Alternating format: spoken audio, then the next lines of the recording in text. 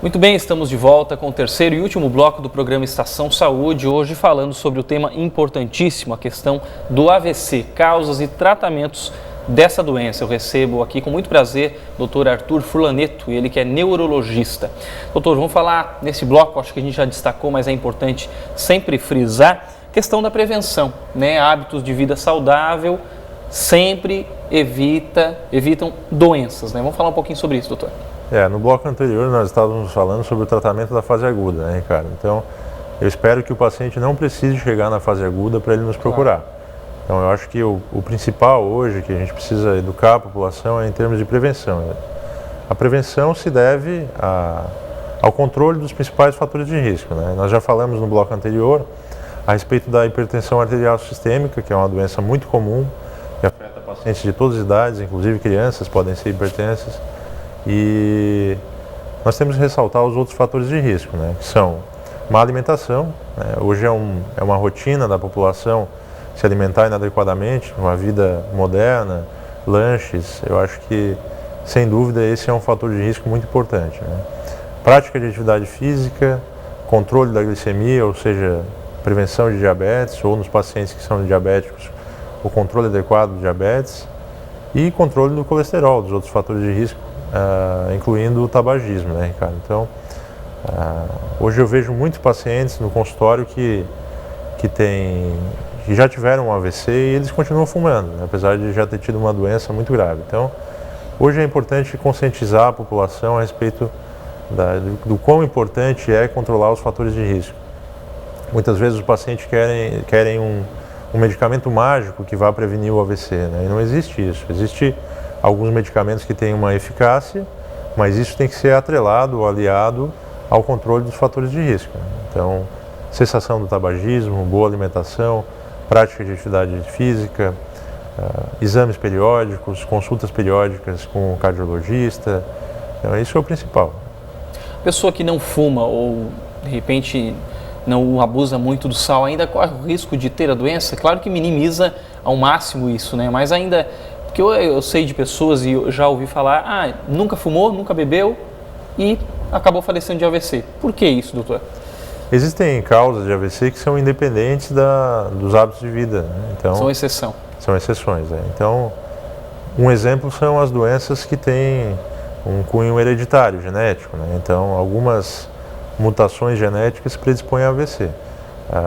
Algumas patologias que cursam com AVC, por exemplo, nós podemos citar a dissecção arterial, que é as camadas da artéria se separarem, isso forma um trombo, um coágulo dentro da artéria e obstrui aquela artéria. Então isso independe de hábitos de vida, né? Pacientes jovens muito comumente têm dissecção arterial. E essa dissecção arterial pode ocorrer espontaneamente, pode ocorrer durante um trauma banal, como uma atividade física, futebol, tênis. Então, nem todos os AVCs são preveníveis, mas grande parte deles. Doutor, vamos falar um pouquinho, a gente falou inclusive da tecnologia ajudando no tratamento, mas a questão de pesquisas que avaliam o uso de células-tronco já na questão do combate ao AVC. Como é que tem sido essa evolução? A gente pudesse destacar um pouquinho também essa questão das células-tronco. Então, Ricardo, esse tema é um tema que ele vem sendo discutido no Brasil já há alguns anos, no mundo, né? E eu trago informações recentes agora do último Congresso Brasileiro de Neurologia a respeito de células-tronco nas doenças neurológicas, né? Então tem uma equipe de neurologistas de Porto Alegre que tem estudado muito isso. E hoje as evidências para usar a célula-tronco nas doenças neurológicas é uma evidência ainda muito pobre, né? Não tem essa indicação na prática clínica diária, né? Então existem alguns estudos aí com seres humanos, existem estudos com ratos, né? E a grande dificuldade é fazer com que essas células que são injetadas na maioria das vezes na veia do paciente, que elas atinjam o local certo. Muitas vezes essas células não chegam no sistema nervoso central. E um segundo passo é fazer com que elas se repliquem lá e gerem células neuronais, ou seja, neurônios novos que possam regenerar aquela função cerebral perdida. Então, realmente existem estudos promissores, mas nenhuma evidência atual para que possa se usar as células-tronco no tratamento de nenhuma doença neurológica conhecida agora, nem do AVC. Vamos falar um pouquinho da importância, doutor, até já encerrando o programa, no geral do acompanhamento médico. As pessoas, de repente, deixam para fazer aquele chamado check-up depois de anos, né? Tem uma idade que a pessoa já começa a se preocupar, né?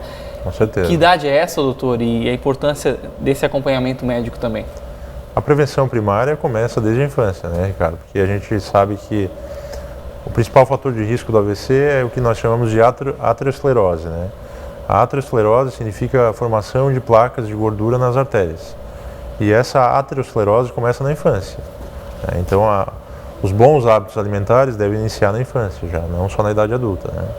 Porque essas placas muitas vezes já estão formadas na idade adulta. E o acompanhamento médico rotineiro com dosagem de colesterol, controle da pressão arterial, geralmente ele se inicia para os pacientes adultos a partir dos 20 anos de idade, né? Então, a partir de 20 anos de idade, as pessoas já devem começar a se preocupar, fazer glicemias periódicas, dosar glicose, colesterol.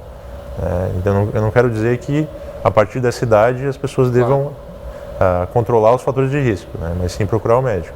Controlar os fatores de risco é importante já desde a infância, né? Então, uma criança que tem hábitos de vida pouco saudáveis, que é obesa na infância, é uma criança que tem muita chance de ser um adulto obeso e um adulto que vai ter doenças cardiovasculares, né? Então, tá certo.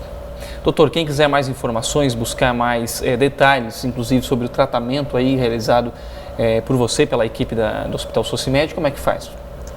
Pode entrar em contato com o Hospital Socimed, né? E, sem dúvida eles podem fornecer as informações necessárias.